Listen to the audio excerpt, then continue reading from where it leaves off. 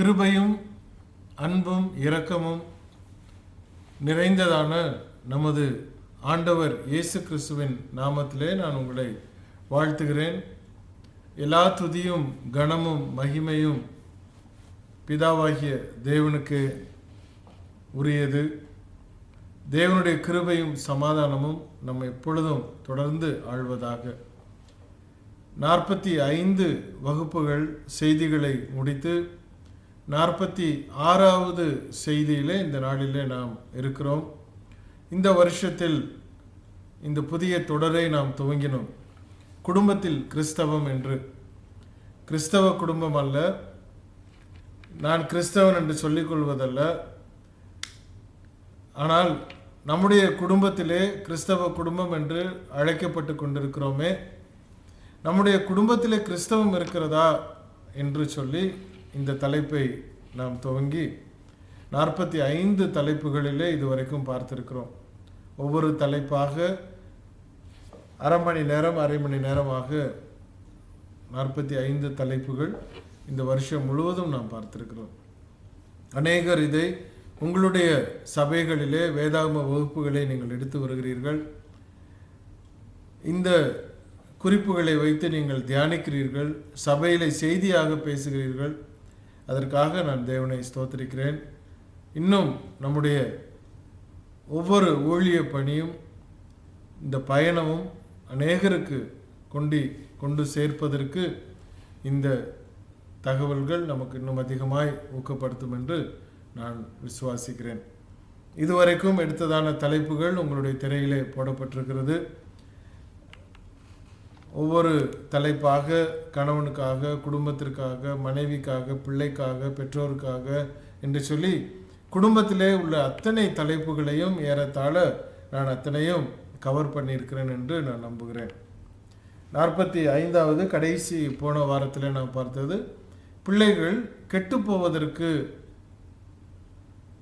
வரக்கூடிய காரணங்களிலே சில என்று சொல்லி சில 5 குறிப்புகளை உங்களுக்கு எழுதியிருந்தேன். இந்த நாளில் 46வது தலைப்பாக செய்தியாக பிள்ளைகள் மேன்மை பெறுவதற்கு சில காரணங்கள் என்று சொல்லி 5 குறிப்புகளை நான் வைத்திருக்கிறேன். பிள்ளைகள் மேன்மை பெறுவதற்கு சில காரணங்கள் என்று. முதலாவது காரணத்தை உங்கள் முன்னதாக வைக்கிறேன். பிள்ளைகள் வளர்ப்பதிலே, அவர்களை ஊக்குவிப்பதிலே, அவர்களை கட்டமைப்பதிலே நாம் எப்பொழுதும் கவனமாய் இருக்க வேண்டும். அதில் முக்கியமாக சில குறிப்புகள், 5 குறிப்புகள் உங்கள் முன்னதாக நான் வைக்கிறேன். நிபந்தனையற்ற அன்பு முதலாவது தலைப்பாக. நிபந்தனையற்ற அன்பு, அன்கண்டிஷனல் லவ் என்று சொல்லி நாம் பார்க்கிறோம். அன்கண்டிஷனல் லவ் ரோமர் எழுதின புத்தகத்திலே 5ஆம் அதிகாரம் 8வது வசனத்திலே நாம் இப்படியாக வாசிக்க முடிகிறது. நாம் பாவிகளாய் இருக்கையில் கிறிஸ்து நமக்காக மரித்ததினாலே தேவன் நம்மேல் வைத்த தமது அன்பை விளங்க பண்ணுகிறார். கவனிச்சிங்களா? பிள்ளைகளுக்கு ஒரு நிபந்தனையற்ற அன்பை நாம் எப்பொழுதும் வலியுறுத்த வேண்டும். எப்போதும் பிள்ளைகளுக்கு சோர்வு இருக்கும். எப்போதும் பிள்ளைகளுக்கு தான் நினைத்தது நடக்கவில்லையே என்ற ஒரு எண்ணம் இருக்கும். தான் செய்த ஒரு திட்டத்தை என்னுடைய அப்பாவோ, என்னுடைய அம்மாவோ, என்னுடைய டீச்சரோ அங்கீகரிக்கவில்லை, என்னுடைய நண்பர்கள் அங்கீகரிக்கவில்லை, நான் குறைவானவன், தாழ்ந்து இருக்கிறேன், எனக்கு அறிவு போதவில்லை, நான் இன்னும் வளர வேண்டும், தவறு செய்கிறேன் என்று சொல்லி அவர்களுடைய இருதயத்தில் எப்பொழுதும் ஒரு குணம் இருந்து கொண்டே இருக்கும். ஒரு சிறிய ஒரு பயம் இருந்து கொண்டே இருக்கும். ஒரு சிறிய தாழ்வு மனப்பான்மை இருந்து கொண்டே இருக்கும். மற்றவர்கள் படிப்பதிலே மேன்மையாக இருக்கிறார்கள், அறிவிலே அவர்கள் மேன்மையாக இருக்கிறார்கள், ஆனால் நானும் அப்படி வளரவில்லை, என்னுடைய குடும்ப சூழல் இப்படி இருக்கிறது, நான் இப்படி போல அந்த என்னுடைய நண்பர் வீட்டுக்கு போல இல்லையே, என்னுடைய அப்பா அவர்களுடைய அப்பாவை போல இல்லையே, என்னுடைய அம்மா அவர்களுடைய அம்மாவை போல இல்லையே என்று சொல்லி எப்போதும் ஒரு கம்பேரிசன் இருந்து கொண்டே இருக்கும். தங்களை குறித்து மற்றவர்களை ஒப்பிட்டு பார்க்கும் பொழுது மேன்மையான இடத்திலே தாம் இருப்பதாக எப்பொழுதும் அவர்கள் நினைப்பது அல்ல. எப்பொழுதுமே தனக்கு மேன்மையானவர்களை பார்த்தே தன்னுடைய உள்ளம் ஒப்பிட்டு பார்த்து கொண்டே இருக்கும். அப்போதான் அந்த தாழ்வு மனப்பான்மை வளருகிறது. ஒரு விஷயத்தை நாம் அவர்களுக்கு எப்பொழுதும் வலியுறுத்த வேண்டியது என்ன என்று சொன்னால், மனுஷனை பார்க்க வேண்டாம், மனிதனை பார்க்காத. தேவன் நமக்கு மேலே இருக்கிறார். நம்மை அழைத்தது, நம்மை இந்த உலகத்திற்கு அனுப்பியது தேவன். அவர் நம் மீது அன்பாய் இருக்கிறார். நான் எப்படி இருந்தாலும் அவர் என்னை நேசிக்கிறவர். நான் எப்படி இருந்தாலும் அவர் என்னை பராமரிக்கிறவர். நான் எப்படி இருந்தாலும் அவர் என்னுடைய அருகாமையில் இருந்து, வேதாமம் சொல்வது, என்னுடைய உள்ளத்திலே இருந்து அவர் வசிக்கிறவராக இருக்கிறார். என்னுடைய தேவைகள் அவருக்கு தெரியும். நான் யார் என்று அவருக்கு தெரியும் என்பதை அவர்களுக்கு நாம் சுட்டி காட்ட வேண்டும். நீ யார் என்று உன்னுடைய தேவனுக்கு தெரியுமப்பா. நீ எப்படி இருந்தாலும் நீ எப்படி வளர வேண்டும் என்பது அவருக்கு தெரியும். அவர் உன்னை வளர்த்துவார், அவர் உன்னை மேன்மைப்படுத்துவார். நீ அவரை நம்பி இருக்கும் பொழுது சகலவற்றையும், யாக்கோபு 1வது அதிகாரத்தில் நம்ம பார்க்கிறோம் அல்லவா, நீ புத்தியிலே குறைவு உள்ளவனாயிருந்தால் அவரிடத்தில் கேளு. அவர் உன்னை குற்றம் சாட்டுவதல்ல, அவர் உன்னை முட்டாள் என்று சொல்வதல்ல, அவர் உன்னை தாழ்த்துவதல்ல. உனக்கு என்ன தேவையோ அவர் செய்கிறார். ஏனென்று சொன்னால், நான் பாவியாக இருக்கும் பொழுதே கிறிஸ்துவை எனக்காக அனுப்பின தேவன். நான் பாவம் செய்த பொழுது, நான் அப்பா என்று யார் என்று தெரியாத பொழுது, இயேசு யார் என்று தெரியாத பொழுது, கிறிஸ்து என்று நான் கிறிஸ்தவனாக வராத பொழுதே எனக்காக இயேசு கிறிஸ்து இந்த உலகத்திற்கு அனுப்பி எனக்கு வேண்டிய ரட்சிப்பை அவர் பிரிசர்வ் செய்து வைத்திருக்கிறார் என்று சொன்னால், என் மீது எவ்வளவு அன்பு அவர் வைத்திருக்கிறார். நிபந்தனையற்ற அன்பு, அன்கண்டிஷனல் லவ். அப்பேற்பட்ட ஒரு தேவன் எனக்கு இருக்கும் பொழுது நான் கவலைப்பட வேண்டியதல்ல.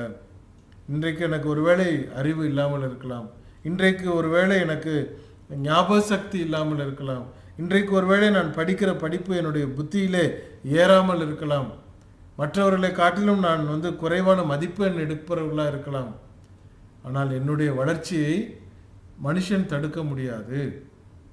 என்னுடைய எல்கையை, the target which I am travelling towards, எந்த குறியீட்டை நான் வைத்து நான் பயணித்து கொண்டிருக்கிறேனோ அந்த குறியீட்டை நான் சென்று அடைவதற்கு வேண்டியவைகளை தேவன் எனக்கு செய்வார் என்ற அந்த நம்பிக்கையை ஊக்கப்படுத்த வேண்டியது பெற்றோருடைய கடமை.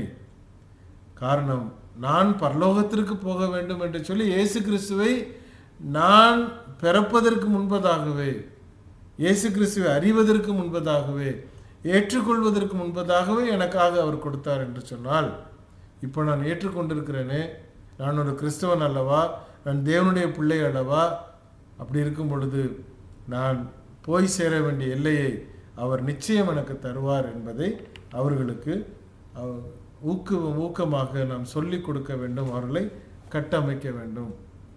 தேவனுடைய நிபந்தனையற்ற அன்பையும் ஏற்றுக்கொள்ளலையும் பிள்ளைகளுக்கு நாம் நினைவூட்ட வேண்டியது அவசியமாக இருக்கிறது. எந்த சூழ்நிலை வந்தாலும், நான் விழுந்தாலும் எழுந்திருப்பேன், 7 தரம் விழுந்தாலும் நீதிமான் எழுந்திருப்பான் அப்படின்னு பைபிள் சொல்லுது.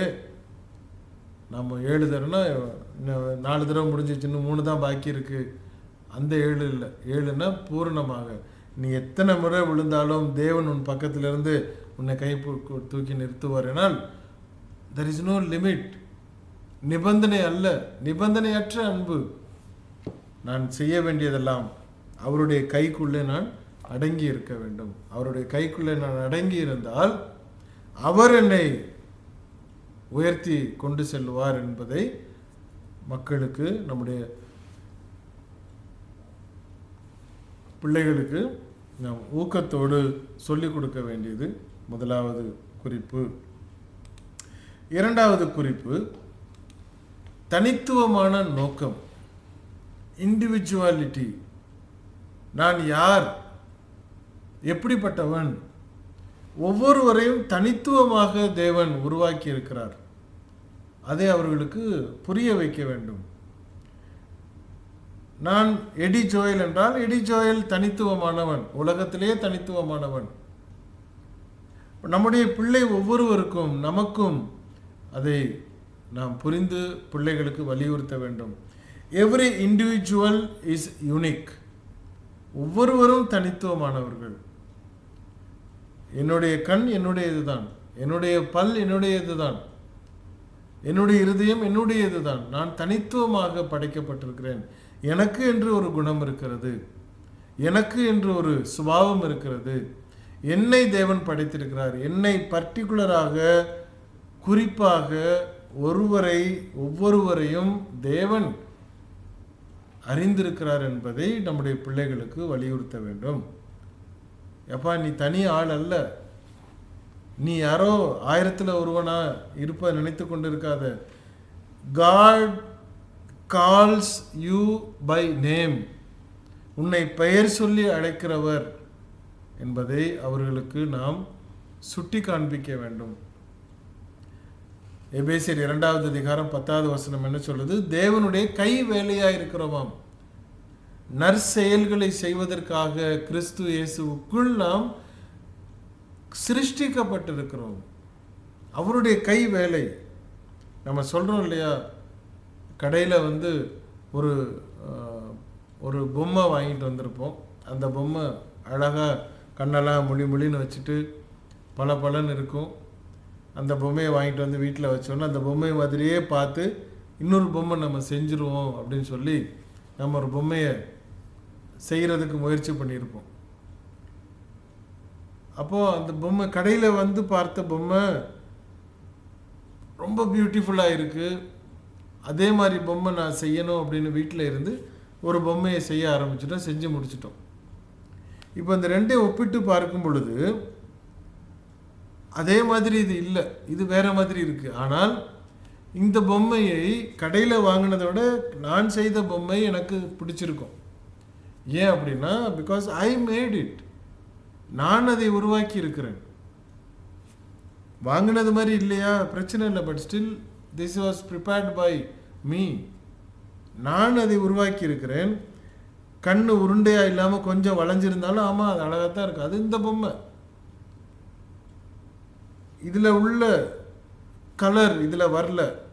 நான் செய்த பொம்மைக்கு கொஞ்சம் டார்க்காக இருக்குது. ஆமாம், ஆனால் நான் செய்த பொம்மை அது எனக்கு பிடிச்சிருக்கு. எனக்கு பிடிச்சிட்டு அதை செய்திருக்கிறேன். இது எனக்கு அழகு. அதுபோல் ஒவ்வொரு பிள்ளையும் தனித்துவமானவர்கள் என்பதை அவர்களுக்கு நாம் உணர்த்த வேண்டும். உன்னுடைய முகம் உருண்டையாக இருக்கா, நீளமாக இருக்கா, தட்டையாக இருக்கா, கோணலாக இருக்கா, வளைஞ்சிருக்கா, அதுதான் தேவன் பிரியப்பட்டிருக்கிறார். அப்படித்தான் தேவன் உருவாக்கி இருக்கிறார். நான் என்னுடைய முகத்தை பார்க்கும் பொழுது வேறொருவனுடைய முகத்தை வைத்து என்னை ஒப்பிட்டுவது அல்ல. என்னை இப்படித்தான் நான் இருக்க வேண்டும் என்று தேவன் பிரியப்பட்டு என்னை வணைத்திருக்கிறார். So God has decided that my face, my skin, my color, complexion, whatever it looks, whatever I look today, that is according to God's decision.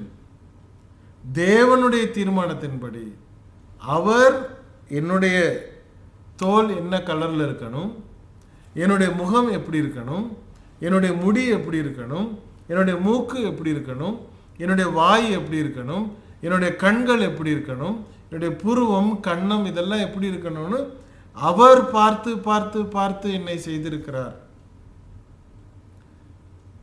என்னுடைய குணம் எப்படி இருக்கு, நான் யார், என்னுடைய திறமை என்ன, என்னுடைய தகுதி என்ன, என்னுடைய பலம் என்ன, என்னுடைய பலவீனம் என்ன, இது எல்லாம் தேவன் தீர்மானித்தது. யார் அந்த தேவன்? உலகத்தை படைத்தவர். யார் அவர்? என்னை படைத்தவர். யார் அவர்? எல்லாவரையும் படைத்தவர். அப்படின்னா he has not made me by mistake. He has not made me as a duplicate. யாரோ ஒருத்தனை பார்த்து என்னை செய்து விடவில்லை. ஏதோ ஒரு தவறுதலாக என்னை செய்து விடவில்லை. என்னை அவர் வணைத்திருக்கிறார். என்னை அவர் கைவேலையாக செய்திருக்கிறார். அப்படின்னா he has a purpose. அவருக்கு ஒரு நோக்கம் இருக்கிறது. என் மூலமாக நான் அவருக்கென்று சிருஷ்டிக்கப்பட்டவன். ஆகவே ஏதோ வந்தோம் போனோம், ஏதோ பிறந்துட்டோம் அப்படி அல்ல. we have a target. அதை அவர்களுக்கு புரிய வைக்க வேண்டும். அப்போ நான் பிறந்தது ஒரு நோக்கம் இருக்கிறது. I have something to do. I have something to achieve. செய்வதற்கு எனக்கு ஒரு வேலை இருக்கிறது, செயல்படுத்துவதற்கு எனக்கு ஒரு வேலை இருக்கிறது. நான் யார், என்னை நான் அடையாளப்படுத்திக் கொள்ள வேண்டும். குழந்தைகளின் தனித்துவமான நோக்கம் மற்றும் அவர்களுடைய திறமைகளை கண்டறிய வேண்டும் என்பதை நாம் அவர்களுக்கு போதிக்க வேண்டும். Maybe you are so good in drawing. படம் வரைவதிலே நீங்கள் திறமை உள்ளவர்களாக இருக்கலாம், ஆராய்வதிலே திறமை உள்ளவர்களாக இருக்கலாம், பேச்சு ஆற்றலில் உங்களுக்கு திறமை உள்ளவர்களாக இருக்கலாம், எழுத்து நடைகளிலே உங்களுக்கு திறமை உள்ளவர்களாக இருக்கலாம், பாடுவதிலே திறமை உள்ளவர்களாக இருக்கலாம், செய்யுள் எழுதுவதிலே திறமை உள்ளவர்களாக இருக்கலாம், கவிதை எழுதுவதில் திறமை உள்ளவர்களாக இருக்கலாம். இன்னைக்கு செய்யுளெல்லாம் போச்சு, எல்லாமே அந்த ட்ரெண்டெல்லாம் மாறிடுச்சு. இன்னைக்கு எத்தனையோ வகைகளிலே நாம் திறமை உள்ளவர்களாக இருக்கலாம். நாம் அதை அடையாளப்படுத்த வேண்டும். ஒவ்வொருவருக்கும் எத்தனை உலகத்தில் எத்தனையோ கலைகள் இருக்கிறது, என்னுடைய ஏதோ ஒரு கலை இருக்கிறது, அதை நான் அடையாளப்படுத்தி அதை நான் செயல்படுத்த வேண்டும். நான் பக்கத்து வீட்டுக்காரனை போல, எதிர்த்து வீட்டுக்காரனை போல, அவரை போல, இவரை போல நான் வர வேண்டும் அல்ல. நான் யார், என்னுள் என்ன இருக்கிறது. Maybe I am become a chemical engineer, maybe I am a textile engineer, maybe a computer technician, maybe I am a soil engineer. எத்தனையோ வகை. நான் எல்லாரும் டாக்டராக போயிடணும், எல்லாரும் இன்ஜினியராக போயிடணும், எல்லாரும் இதுவாயிருந்தோம், அப்புறம் மற்றவங்க யார் இருக்கிறது? நாம் எல்லாரும் பின்னாடியும் ஓட வேண்டாம். எனக்கென்று தனித்துவம் இருக்கிறது. நீங்கள் எந்த காரியத்தையும் நேர்த்தியாய் செய்தால் நிச்சயமாக அந்த நேர்த்தியை தேவன் கவனித்து உங்களை வளர்த்துவார். அந்த தனித்துவமான நோக்கத்தை நாம் அவர்களுக்கு ஊக்கப்படுத்த வேண்டும். மூன்றாவது, விசுவாசத்தில் தைரியத்தை அவர்களுக்கு கொண்டு வர வேண்டும். மேன்மை பெறுவதற்கான சில காரணங்கள். மூன்றாவது காரணம், விசுவாசத்திலே தைரியத்தை அவர்களுக்கு நாம் கொடுக்க வேண்டும். தேவனுக்கு பயந்த ஆவியை கொடுக்கல, நமக்கு சுய ஒழுக்கத்தின் ஆவியை நமக்கு அவர் தந்திருக்கிறார். 2 தீமோத்தேயு 1:7 நமக்கு ஒரு டிசிப்ளின் இருக்கிறது. எவனை பார்த்தும் பயப்பட வேண்டியதல்ல. ஐயோ அவங்க இப்படி என்னை பார்த்து கேட்டுட்டாங்க, ஐயோ இவங்க என்னை இப்படி குற்றப்படுத்திட்டாங்க. சட்டம் என்ன இருக்கு? அவர்கள் சொன்ன சட்டம் அல்ல, அவர்கள் சொல்லுவது சட்டம் அல்ல, ஊரார் சொல்றதெல்லாம் சட்டம் அல்ல. சட்டம் இங்கே இருக்கு. இந்த சட்டம் என்ன சொல்லுகிறது? நான் அதன்படி நடக்கிறேனா?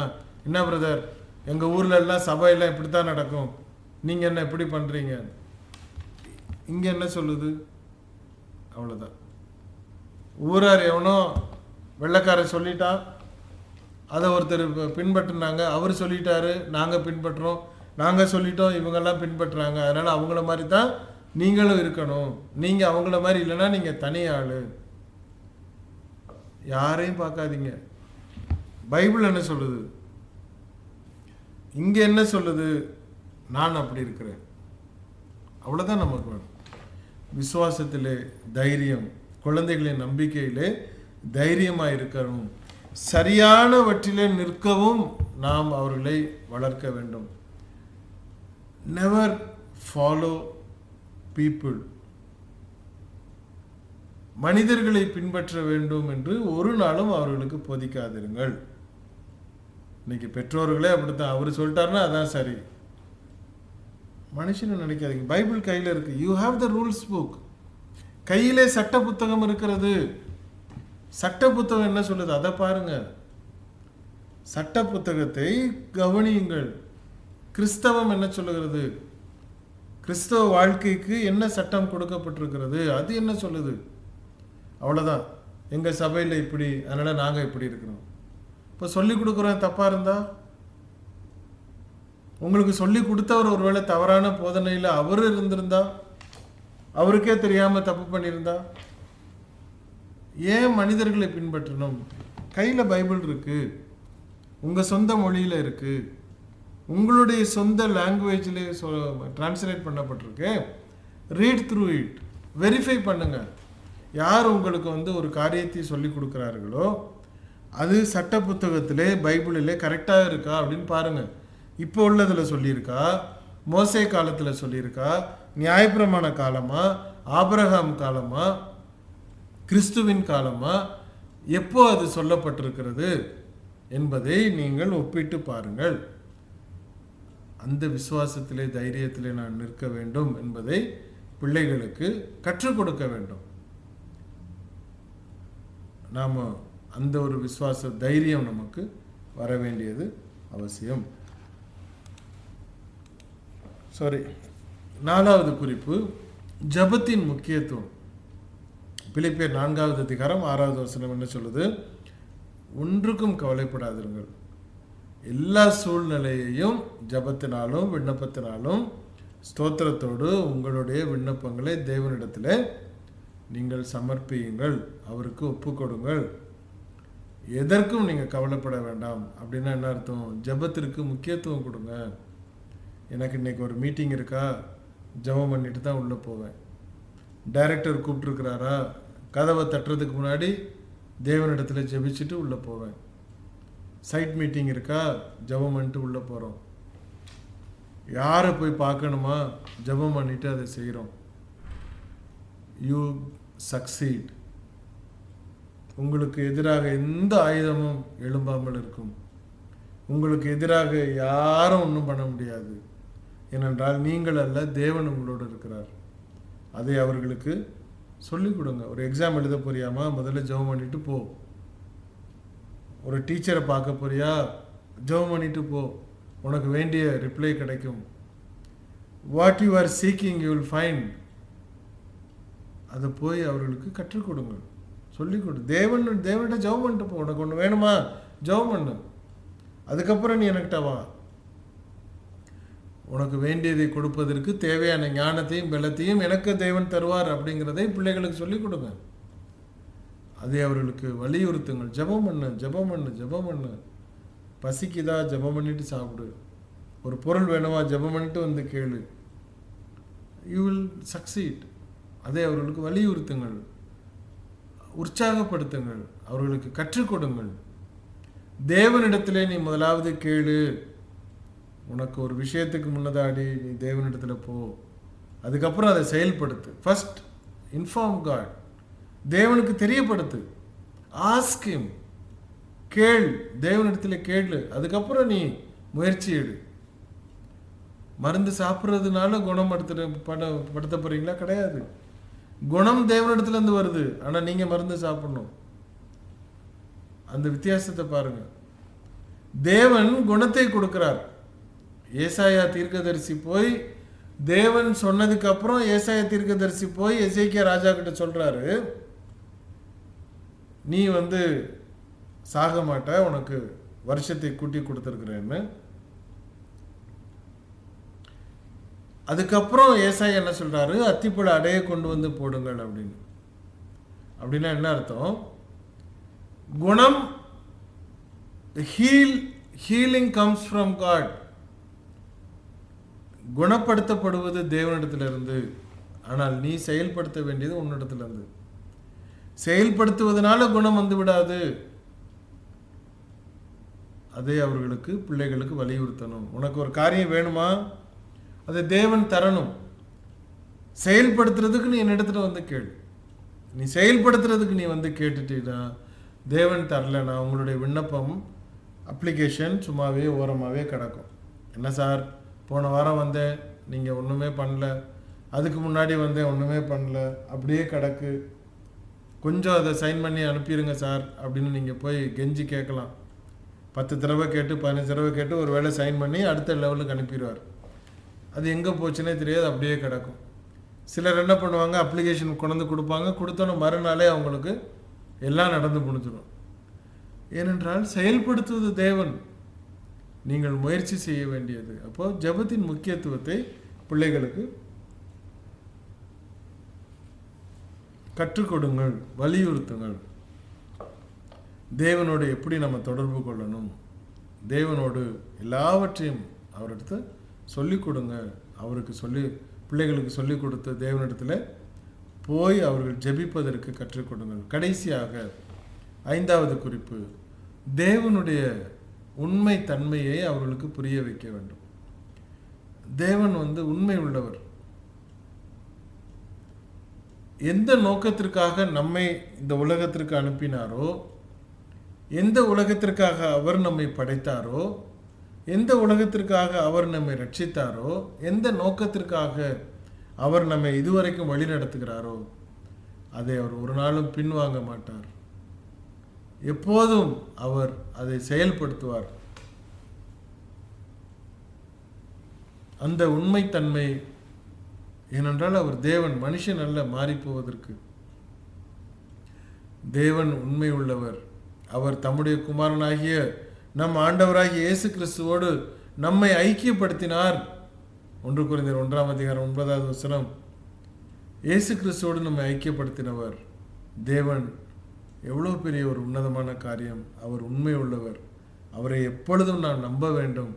எப்போதும் அவரை நம்பி அதை செயல்படுத்தும் பொழுது நாம் ஜெயம் கொள்ளுகிறவர்களாகவே இருப்போம் என்பதை பிள்ளைகளுக்கு ஊக்கப்படுத்த வேண்டும். ஒரு முக்கியமான காரியத்தை இப்பொழுது உங்களுக்கு சொல்லுகிறேன். குடும்பத்தில் கிறிஸ்தவம் என்ற அந்த தலைப்பில் ஒவ்வொரு வாரமும் புதிய புதிய தலைப்புகள் எப்போதும் என்னுடைய உள்ளத்திலே ஓடிக்கொண்டே இருக்கும். ஐயோ இதை பற்றி பேசலாமே, ஐயோ அதை பற்றி பேசலாமே, ஐயோ இது நல்ல டாப்பிக்காக இருக்குது, இதை குறித்து பேசலாமே. அப்படியே நிறைய இருக்குது. 45 இல்லை, 46 இல்லை, டெய்லி ஏதாவது ஒன்று எனக்கு தோன்றிக்கொண்டே இருக்கும். ஆனால் இந்த வருஷம் முடிவுக்கு வருகிறது. இந்த வருஷத்தில் ஒரு தீம் நாம் துவங்கணும், குடும்பத்தில் கிறிஸ்தவம். ஆகவே இந்த தொடரோடு, இந்த செய்தியோடு, 46வது செய்தியோடு இந்த தொடரை நான் முடித்துக் கொள்கிறேன். இன்னும் 2 வாரம் இந்த மாதத்தில் இருக்கிறது. 2-3 வாரங்கள் நான் ப்ரிப்பேர் பண்ணணும். இன்னும் அதிகமான காரியங்கள் இருப்பதனாலே இந்த குடும்பத்தில் கிறிஸ்தவம் என்ற இந்த தொடரை 46வது வகுப்போடு நான் முடிவுக்கு கொண்டு வருகிறேன். புதிய வருஷத்திலே புதிய தலைப்பிலே நான் உங்களை மீண்டும் சந்திக்கிறேன். தேவன் தாமே நம்மை ஆசீர்வதிப்பாராக. புதிய வருஷத்தில் புதிய தலைப்பை என்னுடைய உள்ளம் சொல்லிக் கொண்டிருக்கிறது.